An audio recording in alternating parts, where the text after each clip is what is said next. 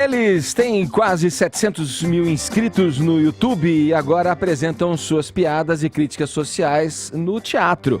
Amanhã, sexta-feira, Augusto Pacheco, Paulo Souza, Bismarck Fugaza e a convidada especial da trupe Cris Paiva estarão no Teatro Gazeta, em São Paulo, com a peça No Princípio Era a Hipocrisia. Se você ainda não sabe de quem eu tô falando, esse vídeo aqui pode te ajudar.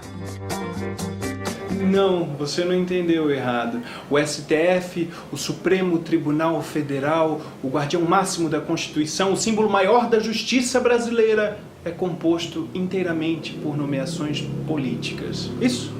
O presidente que está no poder simplesmente escolhe você para ser ministro do STF. Não tem concurso público também. Mas é claro que também são escolhidos os melhores juízes do Brasil. Na verdade, não. Você nem precisa ser juiz para se tornar ministro do STF. Na verdade, você pode até ter sido reprovado 2 vezes na prova da OAB e ser um advogado medíocre. Basta que você seja amigo do presidente ou tenha sido advogado do partido. É mais ou menos como um The Voice Brasil, mas aí você tira o pessoal que entende de música e coloca como jurado o seu tio que canta bêbado no karaokê. Ô, Caio, eu acho que você se inspirou nesse vídeo ontem quando você fez o comentário. Eu acabei de falar, né? Bateu os mesmos argumentos, né? Você fez uma crítica ferrenha ao Toffoli ontem, e então você me garante a possibilidade que eu também posso me candidatar a ser presidente. Quem veio primeiro, o ovo ou a galinha? Caramba. Quando vocês publicaram isso? Ontem de manhã nós publicamos. Foi concomitantemente, foi simultâneo. Vocês têm que ver o vídeo, mal barato. Foi gravado já antes de ontem. Antes de ontem, então estamos Desculpa. Caio, revela você escreveu o sketch, O Caio, vai. na verdade, eu tenho que dizer uma coisa, todas aquelas críticas que o Caio faz, ele liga pra mim e daí... Você endossa, Fala você... dessa forma, assim, ó. Caio, vai Quero ficar dizer que, na bom. verdade, quem está por trás do Caio é o canal Hipócrita. É daí que vem o meu Com todo bom humor. respeito aí, com todo respeito por trás do Caio aí, tá ok? E eu já fico sempre com medo quando alguém pergunta quem veio primeiro, o ovo e a galinha, porque quando eu nasci já tinha ovo. Então é uma coisa que eu me preocupo um Olha aí. pouco. Olha, a gente está recebendo aqui no Morning Show o pessoal do canal Hipócrita. Sejam bem-vindos a este programinha de rádio. Vamos lá, nesse momento da vida pública, vocês não têm receio de fazer esse tipo de humor? Tem alguma... Vocês sofrem represália por conta disso, por adotarem, de repente, um lado nesse viés do humor aí? Sempre tem um medo, né? Um leve medo, né? Mas a gente tem Que se traduz como? De que maneira? Você tem receio de ir a lugares? Os caras vão te identificar, vão te reconhecer? Ainda não, nunca tivemos esse tipo de represália diretamente, assim, a gente nunca teve, mas hoje o medo maior é praticamente o STF, né? Hoje nós já tomamos processo do Guilherme Boulos, já tomamos processo de outros políticos mais lá da cidade, da nossa né? cidade, já tivemos ameaça de morte, já tivemos vários pequenos... Cara, ameaça de morte? E Sim. você fala com essa tranquilidade, assim? Mas não foi assim muito, né? não foi poucas. Não é muito, é porque também morre uma vez só, né? Então... Não tem o que, né? Mas dá um pouco de medo, assim, mas eu acho que a gente conta também com um apelo popular de saber o que é a gente poder ter nossa voz também, independente de lado. A gente tem que entender, acho que a população sabe disso, que nós temos que ter voz, né? Então, como tem o lado da esquerda, nós temos o lado da direita, e nós estamos aqui fazendo humor com o lado da direita. Da esquerda, hoje nós temos vários, como Porta dos Fundos, como a própria Globo, com alguns materiais lá deles. Então, nós temos o nosso lado, que a gente está apresentando algum tipo de humor diretamente da direita, né? Não dá pra fazer das duas coisas ao mesmo tempo? Eu acho que dá, quando você tem um público, ou quando você tem um certo... Se o outro lado fizesse dos dois lados, eu acho que seria interessante, né? Acho que nós poderíamos fazer humor aberto, sem pensar em viés. Mas hoje a gente vive numa cultura onde o viés é totalmente direto no humor, direto na cultura, direto no teatro, direto na música. Então acho que tem que ter um contraponto. Eu acho Tanto que a gente que o tá canal fazendo esse contraponto, só né? nasceu e cresceu por essa demanda, né? Por essa Eu ia demanda. perguntar. Dessa falta de ter um canal ou sketches ou que falasse o outro lado. Eu ia perguntar isso, se foi intencional, vocês já começaram nessa intenção ou foi alguma coisa que vocês foram sentindo, tipo, olha, esse é o nosso diferencial, então vamos fazer assim. Na verdade não foi intencional, mas aí como o canal foi criado em 2014, no começo era eu, não tinha os dois. E a ideia era fazer sketches pra internet, fazer humor na internet. Tinha a grande referência era a Porta dos Fundos, né? E eu percebi que podia ser feito uma coisa que eu nem imaginava. Pô, comédia na internet, que massa, cara, olha só. Eu nem imaginava que podia ser feito um vídeo de 3 minutos, 4, super engraçado. Eu falei, pô, quero fazer isso também. Legal, gostei. E daí a gente começou a fazer, e entre idas e vindas do canal, uma das retomadas, a gente acabou começando a se engajar com a política pessoalmente, como o Brasil inteiro começou a se engajar, né, nos últimos 5, 6 anos, assim. E até por nossas convicções pessoais, a gente acabou tomando um lado que a gente não sabia que tinha e foi acontecendo, não foi... Mas a gente não pode negar que, no fim das contas, a gente acaba se responsabilizando por aquilo que a gente conquistou e acaba já... o próximo passo é tentar sair um pouco da política, né? Porque senão o canal fica só político. Vocês têm uma né? preocupação em escancarar mais ali a hipocrisia que vocês consideram do lado da esquerda, ou em fazer uma coisa mais engraçada? Ou vocês acham que uma coisa leva a outra?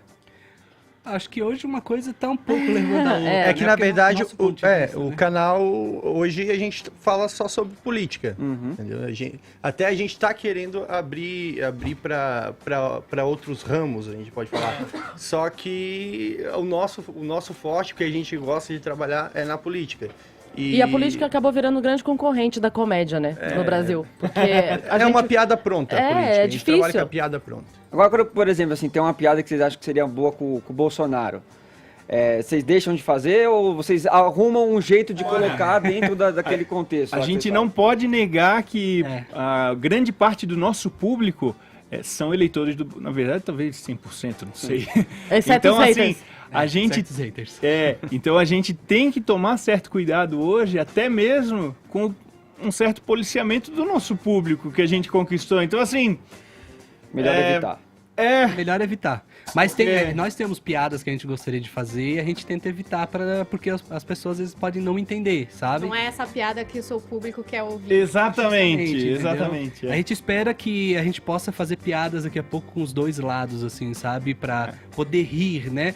Eu acho que hoje, por exemplo, o que o Danilo Gentili faz, isso é muito legal. Ele faz piada com os dois lados, né? Mas como a gente entrou numa militância mesmo de defender a política e o nosso lado, a gente meio que preza e tem esse receio de não fazer piada com o outro Gostou, lado. já que você falou aí do Danilo, vocês mencionaram aí um medo do STF, né, em relação à censura. Eu confesso que nos meus comentários sobre o STF dessa semana, foi a primeira vez que eu cogitei submeter aí os tópicos da minha linha de argumentação a um advogado antes de falar, né? E eu estava me sentindo, de certa forma, covarde, eu estava com vergonha disso. Até ler a coluna do meu colega de Gazeta do Povo, Alexandre Garcia, que foi no mesmo sentido.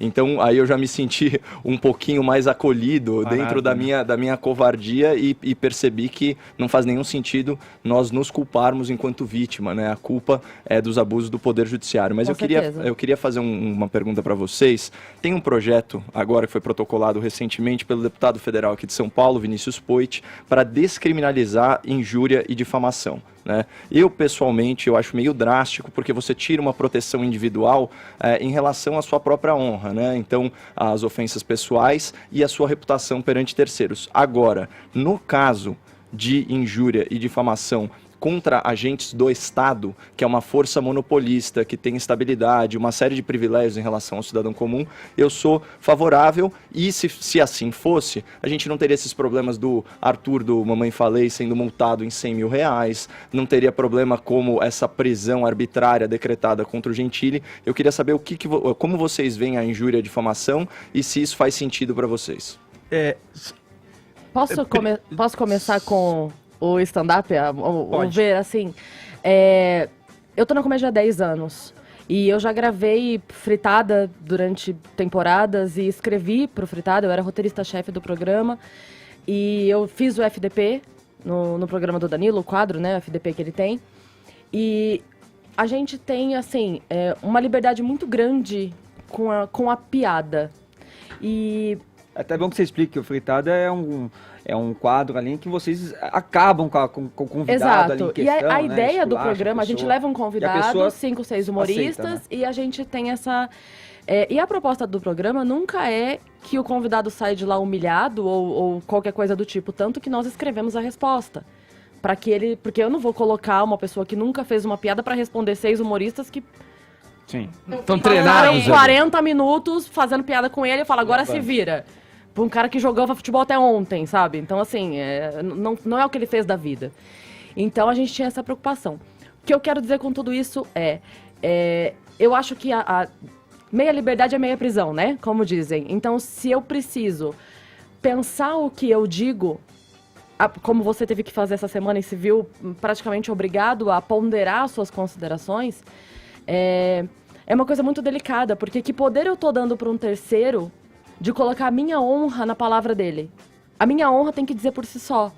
Ela tem que ser forte o suficiente para você dizer, a Cris é isso, e a minha honra por si só dizer, não, não é.